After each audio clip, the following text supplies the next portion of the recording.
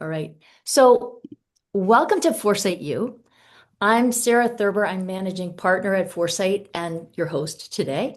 For those of you who are new to FourSight, we publish the FourSight Thinking Profile, which is a research-based assessment that helps teams and leaders understand their creative problem-solving style, very appropriate to this conversation, so that when teams face a challenge and need new thinking, they know how to leverage everyone's best thinking to get better, faster, more innovative results.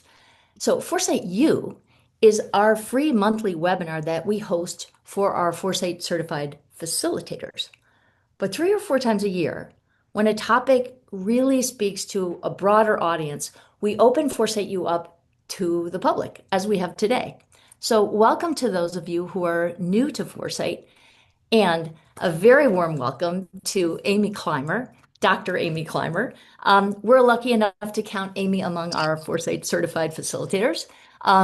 Amy is a TEDx speaker, a sought-after MC and workshop leader, and now an Amazon best-selling author of the book Deliberate Creative Teams, which I recently reread, obviously evident. It is a terrific book. Personal story, I first met Amy when she was a doctoral student, and she contacted my husband, Dr. Blair Miller, who's also on this call, about her research on team performance.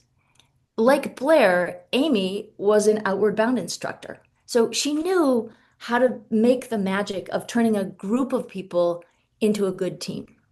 And also, like Blair, Amy had discovered the power of creative problem solving. And she recognized that in an organizational context, building good teams and equipping them with creative problem solving was a force multiplier.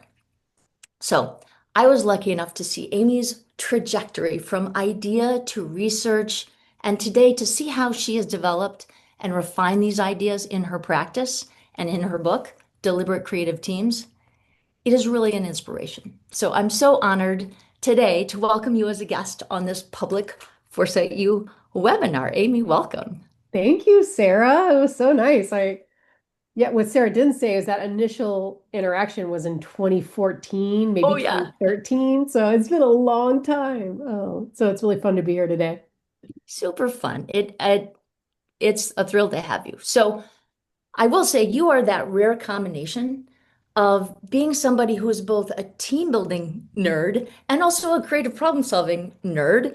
And I Yep. use that term nerd lovingly to refer to someone who really builds their understanding of a body of knowledge, both from their personal experience and from the science. So that it becomes truly authentic. And I think that's one of the things I admire most about your work. So today we're going to talk about, well, we're going to talk about all the words that are in the title of your book. We're going to talk about creativity and teams and how to make that deliberate. Plus, we'll talk about AI and how that fits in. So, before we get into that conversation, I'm curious. I think Amy and I are both curious. What drew you to this webinar? Was it creativity? Was it teams? Was it AI? Was it Amy or FourSight or some combination? So, in the Zoom chat, will you let us know, like, which of these words or combinations of words hooked you in? Like, why are you here today? Let's see what we get in chat. I'm going to turn.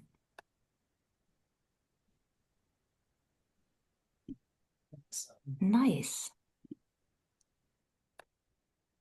All three combo. In the age of AI, creativity came through FourSight, change management, creative teams. You are definitely in the right place. To see Amy present, I mean, who can blame you? Uh, this is great. Well, I think we are gonna hit it. Um, and Amy, what I'd love to do is sort of take each of those things one at a time, Mm. um, and really to set a baseline, I think. Um, it would really help to understand the word creativity and what it is, why we need it, Mm. and how we can get more of it. So Where would you start us off with that? Yeah, yeah, I think it's as you well know, Sarah, it's a word that gets I think misused a lot, or there's can be a lot of confusion around it. And the definition that I use, which is probably the same definition you use, is that creativity is novelty that is valuable or useful. And yeah, I think a lot of times when I'm working with groups, I'll ask them, I'll say, raise your hand if you think you're creative. And when I talk one-on-one with people who think they're not creative, it's usually when I say, well, why? Why do you think you're not creative? And they almost always say, oh, it's because I can't draw. Like, okay, great. I mean, who cares? And unless that's you're trying to be an artist, but that has nothing to do with creativity. I mean, okay, there's some overlap, right? But you can be highly creative and struggle with any art. So yeah, it's really creativity is novelty that is valuable. You're trying to bring in something new or different, unique in a way that is useful or valuable or that's moving something forward. And that's it. I mean, basically, it's problem solving, right? Um, I think we complicate it sometimes, but it actually can be quite simple. I love in your book and in your work, I know there's a quote that says, creativity will not happen by accident. Mm, Like, what does that mean? yeah. Again, we have like all these myths and these misunderstandings, and one of my favorites, I mentioned the story in the book, is because it's just been around for what, 400 years, is Sir Isaac Newton discovering gravity. And the story goes that he was sitting under a tree and an apple fell on his head and he said, Eureka! And then he discovered gravity. Like, yeah, no, that's not at all what happened. He'd actually, at this point, he'd already, we do think that the apple really fell. We do think that he had an aha moment when this apple fell, but he'd already been doing all of this research. He, at this point in his career, had already invented calculus and was studying physics. And so this wasn't just some random moment he had. He was very intentional of trying to understand the physical world. And because this was like in the forefront of his mind, when he saw this apple, which, he'd probably seen 100 times in his life already, but he saw this fall and it just sparked a moment. And I think what I see a lot is organizations, following the myth and thinking, well, if you have a creative idea, just let us know. Or, put it in the suggestion box. That's even worse. But there's no deliberate process around developing or being intentional about creative ideas, and there really needs to be. Otherwise, it just doesn't happen. Yeah, so true. There's actually a story from from our work in Foresight. We brought Blair brought FourSight to a group at Cadbury Schweppes who wanted innovation, and they had a whole idea capture system, but like nothing was coming through. Ah, And then he started teaching creative problem solving to teams throughout the organization. And there was a flood of ideas that came into the idea capture system to such an extent that the guy who created it called him up and was like, what happened? What did you do there? I Something, this love is it. not generally happening with the idea capture systems that we lay in. So I think the work you do is, that's anecdotal, but we know from research that creativity, another quote from your book, is a teachable, learnable skill. Mhm. So like, what do you do to teach it? Yeah, I wish we were getting this in elementary school or at least, by high school, but we're not. It is a skill that's teachable. And there's research starting back from the 70s that say that if you learn this process, if you learn how creativity works, and you will be more creative. And I think of it as a self-fulfilling prophecy in a way, in that like if we believe we're not creative, then well, we're not going to be, right? But if we gain these some basic skills and understand how it works, then it just our ability to be creative skyrockets. And yeah, I a lot of, when I'm working with organizations and teams and I ask them like, well, tell me, what's your process for how do you be creative together? And they look at me like I have two heads. Like, wait, what do you mean? We don't, there's a process? What? And then when people learn the process, creative problem solving, which we'll get into, and you know very well, they realize, oh, they have done it before because it's based on how we as humans naturally solve problems. And so when they see it, they're like, oh, okay, I've done this before. oh, now I can understand where I missed steps or messed up, or, and then of course that gets into foresight and what our preferences are. But I think when people understand the process and they use it, they start being more creative. Mm. Yeah, that's certainly, I mean, that's certainly what we know, again, from research, but also anecdotally. Do you want Mm-hmm. to jump from creativity and talk a little bit about how to make that deliberate with a process? Sure. Yeah. Do we want to, yeah, or you want me to talk a little bit about teams and kind of then get into Yeah, the process? yeah. That makes sense. Go Okay. for teams. So one of the things that I was very curious about early on in my career was why is it that some teams are highly creative and some aren't? And I don't know if there's any folks here from universities. Lance, I'm pretty sure you are one of them. But when you work for a university, you are put on a lot of committees. And I found that some committees were highly creative and some just felt like a waste of time. And I felt like my brain cells were dying just sitting at the table just because they were so ineffective. But what was interesting to me, I noticed that there was a lot of overlap between some of these groups. Some cases, two, three people were in the same teams, one working really well and one not. And even the groups that weren't so effective, I could look around the room and I knew like these were smart, intelligent people who were motivated, but something was going on, something was off. And I really wanted to know what was the difference. So I started doing research. Eventually, I really geeked out about it and got a PhD in it, which is not the route everyone needs to take. Highly recommend or not. Yeah, right. Um, so what I found is that there's three elements teams need if they want to be creative together. And I'll just put this little Venn Oh, I love diagram this up. model. Yeah, that's great. Yeah. So this is the deliberate creative teams model. You can see it on my video feed. So there's three elements teams need, and some of these will not surprise you at all. The first is teams need to have a clear sense of purpose. Like, what are we doing together? Why do we meet? What's our goals? What are we doing? And everybody on the team needs to know what that purpose is and buy into it. Sometimes the leader knows, but not everyone else knows.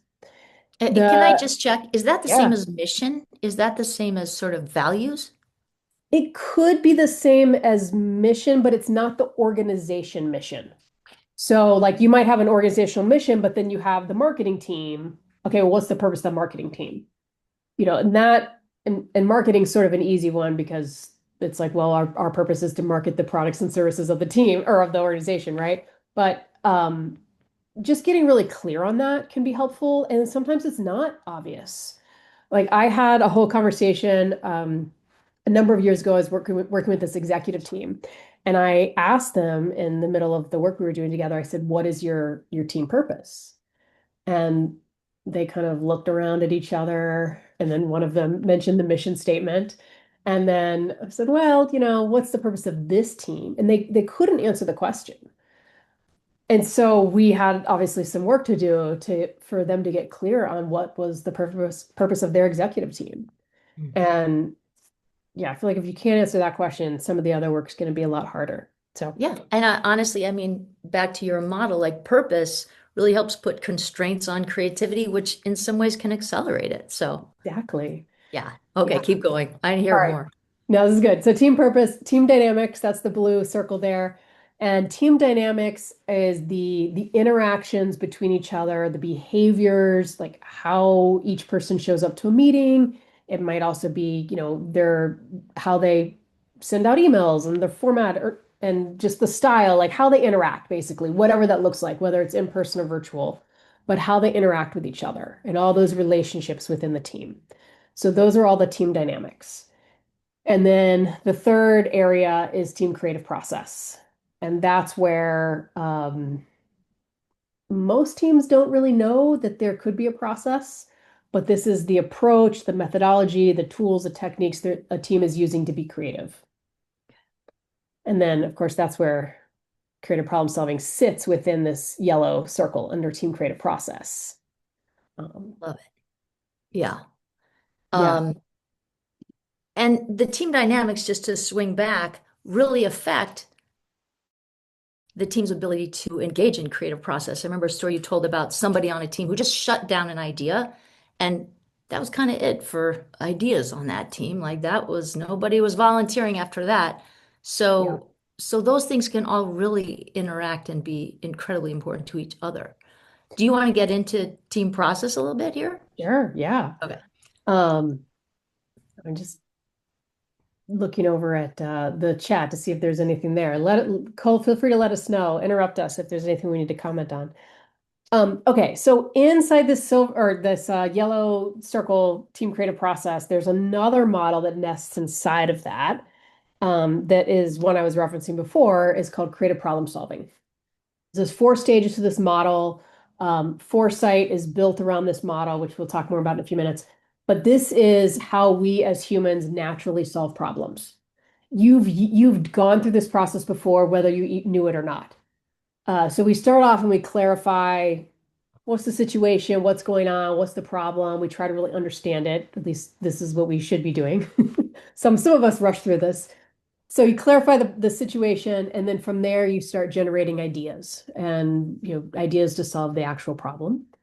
You take those best ideas and you develop them further. And I like to say that, when we first have an idea, like it'll fit on a post-it note. So there's not much to it, and we need to really build it out. And that's the develop stage. And then finally, implementation. This is where we're moving it into action and we're actually doing it. One of the challenges we all have, which is what Foresight focuses on, is that all of us have a preference for one or more of these areas. And we just want to do that thing. Like, I love ideating. I would be pretty happy if my job was just to generate ideas all day. Um, Maybe not the most effective thing because I need these other three stages too, right? I also love implementing, but without the awareness of this whole process, my tendency is to skip clarify. So now I'm solving ideas or I'm generating for ideas for maybe a problem that doesn't even exist. And then I skip develop and I just try to implement them without having developed them. And I've learned over time that is not effective. Uh, so, uh, yeah, so this is the creative problem solving process. And when we understand it, especially in a team, and we know, okay, hey, we've got this problem. Let's go through this process. And right now we're on clarify. Great. Everybody knows where we're at and we're all on the same page. And then we work on that and then we can move to ideate and so forth. And it makes things so much more effective and smoother and everybody's happier. And when we focus on the process, it improves the dynamics and I was vice just going to ask you to put that back up because versa. that's exactly what I thought you were going to say. That's great. Yeah, yeah, it's amazing. It's so true because I think one of the things we don't recognize is that we talk about creativity as a cognitive, rational, Mm, semantic process that we can learn and study and get better at, and that's all true. But there's also an emotional element to problem solving. Like, and that's sort of what we shine a light on, that when you have a preference to ideate and implement, as both of us do, which is why it's so fun to do work with you. Everybody, you seem so smart. You solve problem solving in such an intelligent way, Amy. Um, but we both lose gas in the same areas at clarifying and at developing. So having team members that really can bring that energy and bring kind of attention and focus there doesn't mean they're better at it than anyone else. It just means they're going to show up there and yeah. hold the space for the team. Mhm. I love that. There was a question in the Q&A about, what happens when you have somebody who shuts down Mm. the questions or shuts down any of those stages. Um, is there anything you can pre-handle to prevent that from happening? Yes, that's a great question. It's probably one of the top frequently asked questions I get is, how do we, get people to not shut each other down? Okay, so there's a couple things you can do. The first thing, and let me put this model back up. Okay, so in each of these stages, there are two types of thinking that we're engaging in. So there's divergent thinking, and if you see each of these boxes as a diamond, and this is the divergence where we're going big and broad, and well, we're diverging, we might get a bit off topic, but we're looking at all the options. And then there's a point where, okay, we now have like 50 to 100 ideas. That's too many to manage. we're then going to converge and like move into what are the best ideas or what are the most important here. When the one of our challenges we have as humans is as much as we like to talk about multitasking, we actually can't do it. And so we can't actually diverge and converge at the same time. And so you need to do one at a time. And so the way I think of this is that when you're like generating ideas, say you're brainstorming, and somebody jumps in and says, "Oh, no, no, no, that won't work." They actually mean really well. They are coming from that from a place of good intention, and they are so nervous that the group is going to start going down the path of that particular idea that they are sure is terrible. So the way to prevent that is to say, okay, here's what we're going to do. First, you need to explain what divergent and convergent is, and then say we're going to diverge only, and then we're going to say, okay, divergent is over. Now we're going to converge, and then that's when we're going to evaluate the ideas. I am not a fan of that phrase, no idea is a bad idea. I think that is one of the most horrible phrases we use because come on, y'all, like there are a lot of bad ideas in the world. The sentiment is right on. The sentiment is in this moment, we're not going to evaluate the ideas. And so, but I think if somebody knows that they get to say, hey, I think that's a bad idea, if they know that time is coming, they will be more comfortable just waiting. And like, okay. But they don't know that there's a time where they're going to get to evaluate the ideas and they're just nervous. Like, oh my gosh, please don't do this one. Right. Um, anyway, we could go much deeper in that if we wanted, but I think that's an easy fix. Is just making sure people Yeah. know right now we're diverging, and then we're going to converge and we're going to evaluate the ideas. Yeah, you're getting big thumbs up for that. That's good. But I mean, I think it's so ironic that here we are talking about creative teams and we're talking about putting constraints on them. But Yes. like, look, let's first clarify and not just generally clarify, but first diverge. Like, what's all the data we know? What are all the problems we could solve before we converge? And then let's ideate. Let's do the same pattern of everybody's going to ideate, whether you prefer that kind of thinking or not. We're all doing it. We're there in that space ideating, and then we'll choose. So Yeah. bad ideas can go in, but they will immediately get weeded out. It doesn't mean they weren't bad. It just means they can come in. Somebody put in, Stephen Schaefer put in a great comment. I was once on a team where one prisoner's was always saying, well, I assume one person was like always saying, just to be the devil's advocate. And it Mm, would shut down building on good ideas. Like, so true, because you're, again, stepping on toes. You're trying to diverge and they're trying to converge. Like, let me do the opposite of you. yeah. Um, And I do think that, I've seen that as well, Stephen, where someone's always the devil's advocate. And when you're following the process of creative problem solving and when you're using some of the tools and techniques that are mentioned in the book, it it helps people not do that. And actually, if you look at the history of what devil's advocate is, it can be a very useful tool. Like it can be helpful to say, okay, we got these three ideas we've narrowed in on. Let's play devil's advocate for each three of them. And let's look at what won't work or what might not work or whatever. And but there's like a set time for it. But when somebody is doing that constantly, you're never going to move forward with, and make something. Um, so again, I yeah, feel like process, like being clear, having a process, being clear about it, it just lets everyone actually breathe a little bit. yeah. Yeah. I think that's absolutely so true. Were you going to Um, say something, Sarah? It looked like you were no, about to. I just think that there's on a team this thing called creative abrasion, and that's sort Mm, of what you're shooting for. And I think that's what you're describing. But when a team is trying to solve problems together, you have on one end, like, you know, I'm the one deciding, all things will go through me. On the other end, like it's up for grabs, whatever. But really, this creative abrasion is where everybody's bringing their best thinking.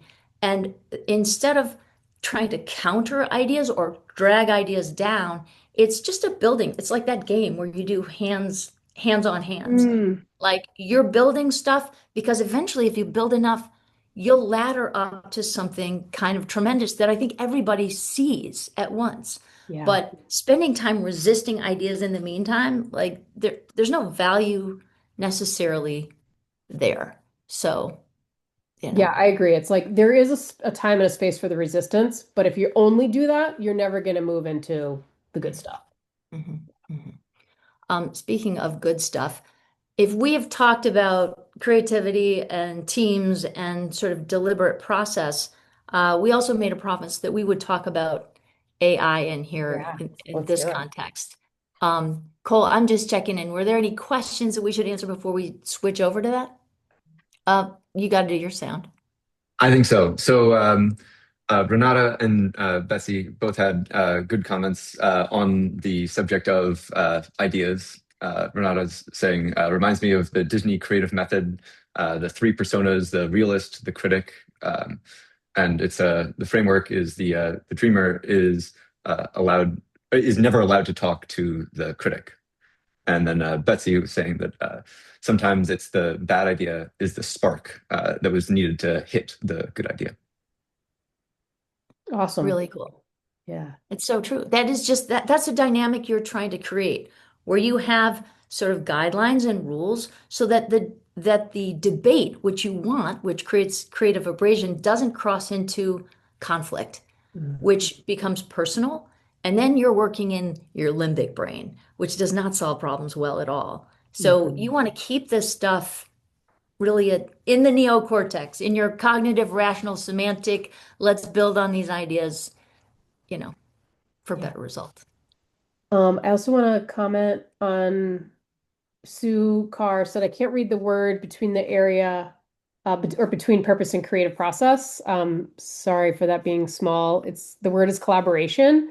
And we probably won't get a ton into that today, but if you check out my book, you can see more about that. And can I throw something in right now? Yeah. Like, I would love for everybody on this call to buy this book. And we'll put a link in the chat.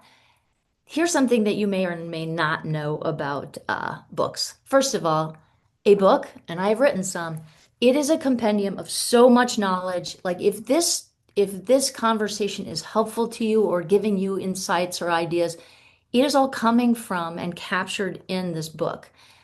And if that's worth 20 bucks or something even less than that, like, could you buy it? I would love it if you bought it. But here's the other reason that it would be really cool if you bought it now. Amazon does a weird thing, which is if the algorithm shows that suddenly a number of people are buying the same book, they will actually elevate the visibility of that book. And this is a good book. And we should all elevate its visibility because honestly, especially in the age of AI, and we're just about to leap into that part of the conversation, having the baseline of understanding these skills is really going to be more and more important, not less and less. So, Amy, thank you for writing this. I think it's Oh, amazing that thank you. it is is all here, and of Mm. course, also all in your head. But you did a really tremendous job of Thank putting it you. in here, and I really appreciate it. Oh, Thank and you. Thank you. Cole I writes appreciate the that. correct addition to that. Write a review on Amazon. You can express how painful that is, Amy. You told me, and I was like, oh my God, that's so true. Y'all, I don't know what it is. As an author, reviews make a huge difference for us. And I've started to understand that writing a review, even a one sentence review, is just a way, it's a big thank you to an author. And I now write a lot of book reviews, just almost every book I read, especially a nonfiction book, I write a book review because I just understand how valuable they are. I'll tell y'all, so I have about 140 book reviews right now on Amazon, and my goal is by the end of the year to have 200. So, and they are, I don't know what it is about us as humans, but we struggle to write a book review. It can be super short, but if you're willing, it would mean a lot to me. And yeah, I would appreciate it. Thank you. That was the pause for our advertisement section of this thing. But honestly, it's not an advertisement because that is good knowledge, and you can take it away, and it's really something you can also pass on to somebody in your organization that's a decision maker who can then understand the value. Actually, that's Irina's question. How do you convince organizations of the value of creative Mm. problem solving? And honestly, one of the things you can do is buy that book and put it in the hands of somebody because it's based on research. It's talking about why this is relevant, what the benefits are to the organization.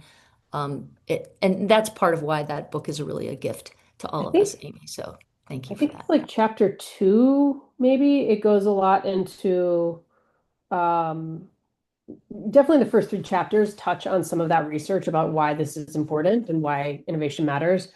There's actually a model in there which we're not gonna really get into today. It's on page 37, and it walks through like the difference between an organization that's not creative at all. And yeah, there Sarah has it up. There we go. Um, Essentially this destruct, and really this is talking about a team, like a team that's not creative and the impact they have on the organization, and they actually cost the organization money. They're losing money for the organization, all the way up to a team that is highly creative, and the return on investment is incredible. And the numbers in the book are actually very conservative. So yeah, check that out if you're curious, because there's a lot of research to back up It's that. a good argument on the ROI, it really is. And a perfect segue into the last part of our conversation before we open it up to Q&A, which is um, so if creativity is so valuable and so important to teams, like what happens with AI? Like how does AI affect team creativity and creativity at work? And this is something that I've been digging into in a big way. And I have 3 research studies to share with you. And they sound initially to be a little bit contradictory, but once you get under the hood, I think they'll make sense. And the first one is from Gallup that did a large, nationwide survey to understand from people, hey, are these LLMs, is this AI, is that helping us? Is that helping you be creative at work? And 26% of people said, yes, it is, which suggests that 74% of people said, no, it is not, which is problematic. And what we know is that AI, which is such a handy tool, such a potential thinking partner, such a problem solving, guide by the side, could be a really amazing tool for creativity, but only under certain conditions. And that's what the rest of this research is useful to understand. Because there's an apocryphal story. I was asking for stories about AI, and my colleague Russ Schoen, who works at FourSight, said, "Oh, I have an AI story." He said, I came home from a business trip and gave my son a stuffed animal. And I said, "What are you going to name it?" And he looked at the stuffed animal and he looked at his dad and he said, "I don't know. I guess I'll ask ChatGPT," which just at a gut level feels like, Ah, oh no. yeah. So, what does it mean that we would give up our agency like that to ChatGPT? What happens when we literally just let ChatGPT do the thinking or do the creative thinking? Mhm. And the second study comes from MIT, where they did a study called Your Brain on ChatGPT, and they had 54 students or 54 people, and they gave a third of them the assignment, write an essay and use ChatGPT. And the second third was told, write an essay and you can use search engines. And the third was told, write an essay, you're on your own. This is pencil and paper only. So then they did brain scans and compared what happens in the brains of people who use ChatGPT or do not. And what they found was that the people who did the essay writing themselves, in those brain scans, it showed more neural networks, more connectivity, more synthesis of disparate pieces of information. Like the connection making that happened was not just conceptual, it was physiological. You could see it, suggesting that when you do the work of creative thinking, it changes your brain. It builds those creative connections in your brain, just as when you do workout, you build muscle. I used to coach a team at the high school, and a coach a field hockey team. There's no way I would ever tell those girls, hey, you know what? Instead of working out, Why don't you just watch a video of people playing field hockey? That'll be great. Never going to happen. They're never going to be good at the game. So having a deliberate creative team like Amy is talking about requires giving people agency, challenges, a way to be together, just as she's describing, but also an understanding of when to bring AI in as a teammate and what the rules and restrictions are on that teammate of yours, which is Mm. a co-thinker.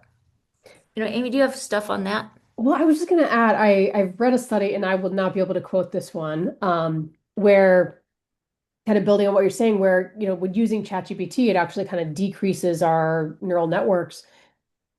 Um, in the last, it's been about 100, 110 years or so that we've been tracking IQ. And granted, I know there are a lot of flaws with that, but it's still a metric that's somewhat interesting and valuable. And this is the first time in that history that IQ overall is decreasing in a generation. And I don't really know if that was, I think it's Gen Z. I don't think it's the youngest. I don't know which generation, but my point is, I think part of it is happening because of AI. We can outsource so much thinking. I mean, I even was thinking about it. I was in Montana this last week, and uh, there's moments in Montana, especially where you don't have reception, like you can't use Google Maps. And we were talking about how I was like, oh yeah, my navigation skills have decreased over the years because I used to use maps and now I use Google Maps, which is just a completely uh, different animal. And yeah, I think that's a little scary when I think about like the trajectory of humans and where we're going. And yeah, we need our brains. They're our most important asset. Well, yes, we do.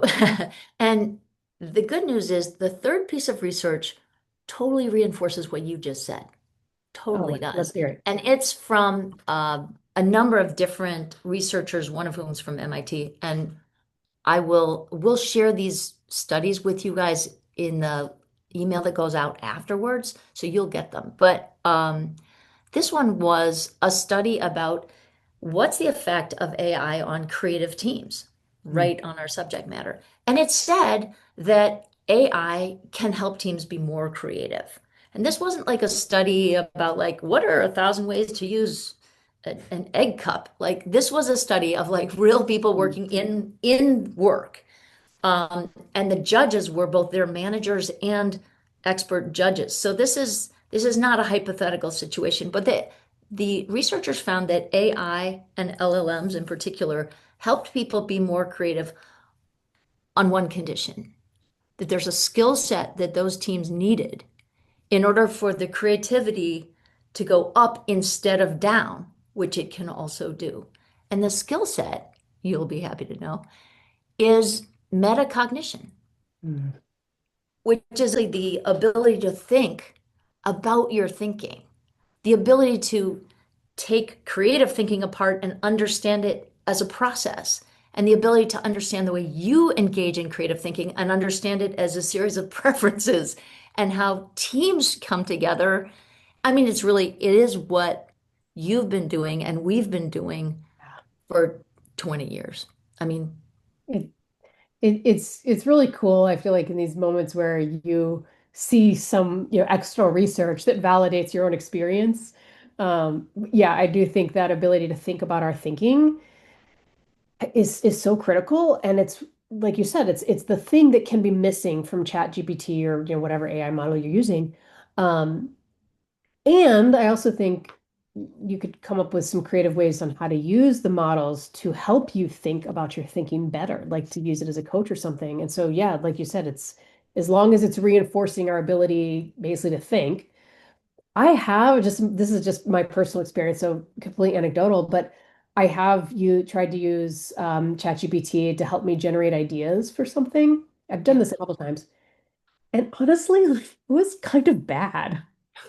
I mean, and these were like, okay, I need like unique ideas, not just like tell me what other people have done. But that's the problem. What all these models do is they can only pull on what's already been done in the world because that's what they're built on, right? And they don't know anything about context or, the dynamics or what's going on in that situation unless you get super detailed and share that. And even so, they're missing stuff because they're not there. And so it's helpful. Use it as a tool. Don't let it replace your own thinking. Yeah, I think instead I mean, understanding. you think of Isaac Newton. If Isaac Newton had suddenly been beamed a computer and said, "Hey, this got ChatGPT on it," do you think it would have helped him find gravity? No. That was his connection based on a huge amount of knowledge. What these tools are great for, though, is giving you access to everybody's thinking. But what they're Mhm. not so great at is they're averaging that. They're sort of coming up with the middle to predict the next right word, which is not going to be the most exquisitely creative new thinking. Yeah. It's just not likely to be. But they can definitely help fill in gaps. But I guess what we're finding too on this end is AI tends to amplify your thinking, Mm. not correct it. So if you're letting it do the thinking and you put in kind of a crummy prompt, AI is like having 1,000 interns that suddenly are overeager, available 24/7, and just throw a fire hose at you of B minus work.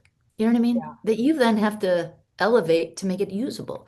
So unless you are doing the think twice, prompt once approach, really using this approach to do your creative thinking first, work with your team, and when you get to a point where you need it elevated, great use of AI. Yeah.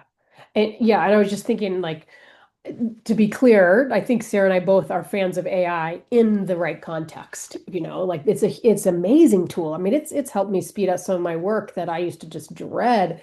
But then it allows me the more time to do the things I really enjoy and that I'm good at. Yeah. Pretty cool. Should we do some Q&A? Oh, I love that. I There, think if that's a there great are idea. any. Y'all, if you have any questions that you want to ask me and Sarah, if you haven't already, throw them in the chat. And if you put like a Q in front of it or a question, then we'll know. That'll help us and see. But anything you want to ask about these topics, feel free to throw it in the chat. Oh, Yeah. I love Laura Switalski's question. She said IQ is decreasing. What about EQ? What do you have to say about that? Yeah, I have no idea. I haven't seen the research.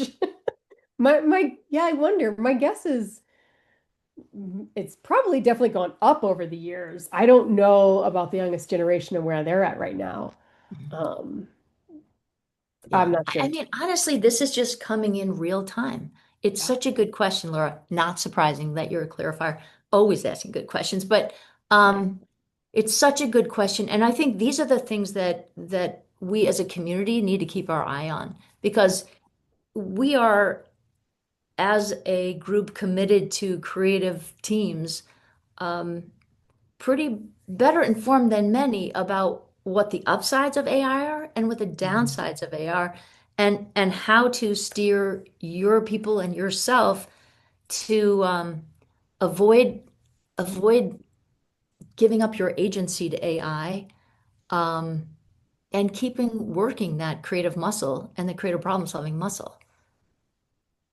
That's what I would say about So, that. yeah, there is some research that EQ is more important than IQ. So it is a good question.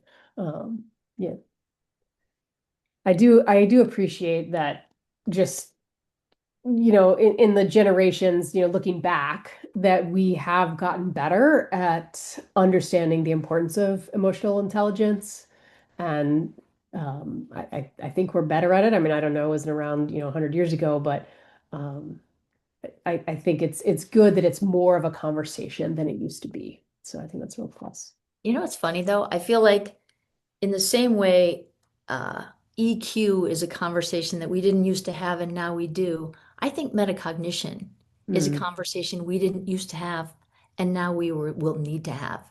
Because before, of course, you were the one doing the thinking, but now you may or may not be the one doing the thinking.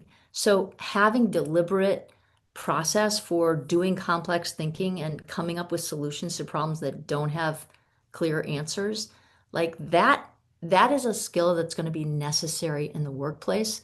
And honestly, what the research is showing is that's a skill that for all of the disappointment at how AI has not really produced productivity results yet, like that's a skill you can teach immediately and get more productive results. There was research done at Bay Business School in London where they were trying to figure out if AI could do creative thinking. And so they set up a study and they had AI come up with a toy idea, and then they put the same challenge to a bunch of toy designers. And, it was our John Henry moment. Like, is the machine going to win or are the humans going to win on a creative thing? Well, crap result. The AI won. Actually, AI came up with the idea that the judges deemed was the best idea. So that kind of sent a chill down everyone's spine. And then the researchers set the study up again, and this time they trained everybody. They trained the designers in creative problem solving. And this time, the creative problem solving trained designers, the humans won. Mm, And I really feel like there's no reason those things couldn't come together to produce the best possible result. yeah. Um, Oh, that that's deliberate creative amazing. teams are going to have AI in their future, but carefully, Yeah. deliberately, and not letting AI do the thinking or originate the thinking, but, push Yeah. back. Yeah. We have to be deliberate about it. All right, let's see what other questions we have here. Um, Irina asks, Amy, I know you have your amazing visual cards. Can you share how you use visuals in your facilitation and how it impacts the creative process? Okay, great question. Just to clue the rest of you in, if you don't know, so I've created these two decks of cards, and actually we're going to use one of these in just a We few minutes totally are. That's so as a perfect. close. So I created these decks of cards. They're called Climer cards, and you can see at the bottom of each box is these little tiny visuals. Um, there's a lot of ways to use these. We'll use one of them in a minute, so I won't go into details about them now. You can go to climercards.com if you want to check them out. But the real question was, can you share how you use visuals in your facilitation and how it impacts the creative process? I do use visuals a lot. In fact, I've been thinking more about it just the last couple of months because I I went down to Mexico about 2 months ago for the International Association of Facilitators Conference.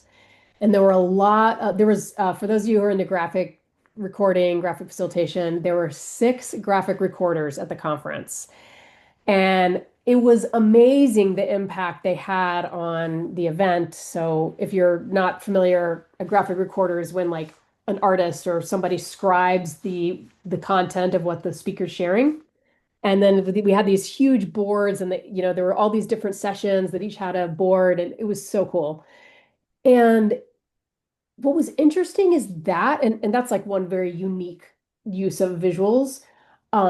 It created this really cool community in the group. I mean, there's about 150 people at this conference. It was relatively small, but it created this like really neat community, which I thought was fun. Um, but as far as how I use them, I think visuals are very important. And I'm sometimes like kind of amazed how people don't use them well, or like they put up slides with like 300 words on them. And I'm like, you're not actually thinking people are reading these, are you? Because nobody can even see 12-point font on a slide projector. Um, so I do think about that. I also like use a lot of visuals in talking about process, where I'll have like this big flip chart and I'll like have all the steps to the process, and I'm facilitated from the front of the room, but everybody has this like visual guide that they're using. So if they miss something that I said, or it literally helps guide them through the process. And yeah, in fact, one of the techniques in my book that I suggest is putting together like a box that you take to meetings, that any team meeting, you have this box of supplies so that you can just immediately get visual if you need to. And anyway, we could go on and on, but I do think visuals are really important and they help us think differently. And yeah, we tend to be such a verbal, auditory culture right now. Um, That is so true. I can show you my markers right here. I always, oh, they're at sweet. every table. I'm just telling you, post-it notes, okay. But the ability to just what you said, capture an idea and then it can move. It's not written in a spreadsheet. It's not written in a linear, you know, paragraph. It's it's still moving. And in a picture, it's still moving. And I love your Climer cards for that reason. They sort of allow that. So we should actually do a little some offers before we have to close this up, our final reflection, which is going to use the Climber card. So, Irina, you're going to be so happy to see how this works. But so, Amy, as I said, please get this book if you don't have it. And if you did buy it, will you let us know in chat that you bought it, just so we see if anybody really got it, which is so great. This is a great book. Buy it, buy two so you can take one to your manager and sell this concept because this stuff is great. Oh, Steven's already owned and reviewed. Thank you, Stephen. Thank you, Steven. That's so cool. Veronica, yours arrives on Saturday. Thank you guys. That's really wonderful. The other thing I want to do is for those who are not familiar with FourSight and the FourSight thinking profile assessment. This is not a fake background. Here, I can prove it to you. Here it is. It's real. So the FourSight thinking profile really measures your energy in the creative problem solving process. Very useful tool for metacognition to teach people immediately about the four types of the four stages in the creative problem solving process and their relationship to it. Who is a driver? Irina, she's a driver like both of us. Oh my gosh, she likes to idea and develop and implement. Lord save us all. But we want to give people who don't know FourSight an opportunity to take it. Nicole, will you drop in chat? We don't usually do this, but this is a 50% off the assessment. If you want to take it, it's usually $72.50, and this is quite the discount.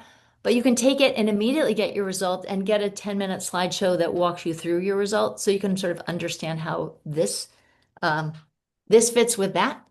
And Amy, I know you use both things, so. Yes. Let me just add, like, if you've not taken FourSight, I highly recommend it. I was really surprised before we got on a call that Sarah was offering this deal. I've actually never seen this before, which I'm sure it's happened before, but it's very rare. So yeah, if you can, yeah, I highly recommend. I use FourSight all the time. I use it with my clients. Yeah, I've already used it multiple times this year with different clients, and it's a really interesting tool just to be able to understand yourself. Um, One of the questions that I often get when I'm talking to clients about it, in case this is going through your head, is like, "Oh yeah. I've done that before. We've done Myers-Briggs." Mm-mm. It's not the same thing. All of these assessments measure different things, and this one is specifically measuring how you approach complex creative problems. So yeah, check it out if you're able to, and it's an awesome tool. I talk about it a little bit in the book as well. Very cool. And Dan, thank you for buying Amy's book. And Nona, yes, you can do the assessment without prior training, although we do have certification, which is awesome. And we got to give Amy time to do her cards, to do the final close. So have we done all the other stuff we need to do, all our housekeeping? I think I think we so. did. There are a couple questions, and I'm happy to stick around for a few more minutes after, but I do want to give everyone who's here a chance to just reflect a little bit. So I want you to think about everything we just talked about. It's been, 45, 50 minutes of a lot of content and a lot of thoughts. And think about what you've talked about in a moment, not yet, but in a moment, we'll put a link in the chat. And when you click on the link, you'll get to this page that you see on my video. And you'll select a card that represents one change you want to make within your teams or team. And you'll scroll through and you'll find a card that is a metaphor or a symbol for that change you want to make. Click on it, enter your name, and then why you chose this card. So, how does that image represent the change you want to make within your team? And once you've entered your response, you'll hit create response, and then you'll be able to see everybody else's response. All right, so Cole's going to drop a link in the chat. And if you'd prefer to use a different device, like if you're on your computer and you want to do this on your phone, I just put a QR code up. And so you can use the QR code as well. So go ahead and take a moment. We'd love to see your reflections. And then after that, we'll stick around a little longer. And yeah. So Cole's chat appeared at 156, Climber Cards activity. Or you can use the QR code. Thanks, Cole.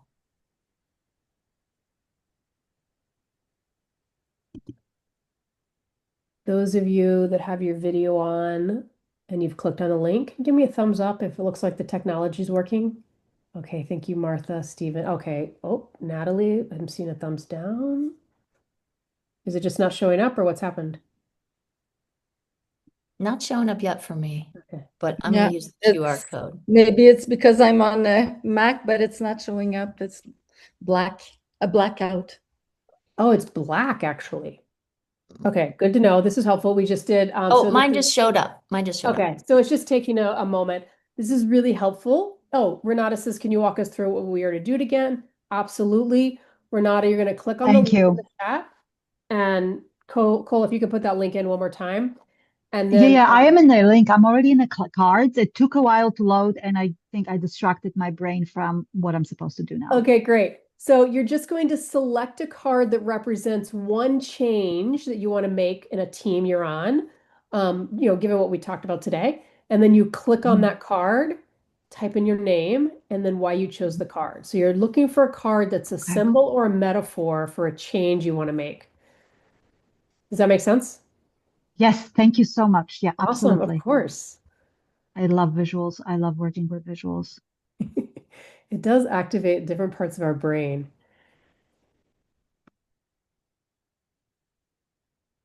Oh, there's a lot of responses already. Once you've put in your response, feel free to read others.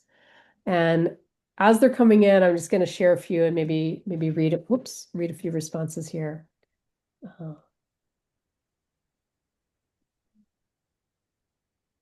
hmm.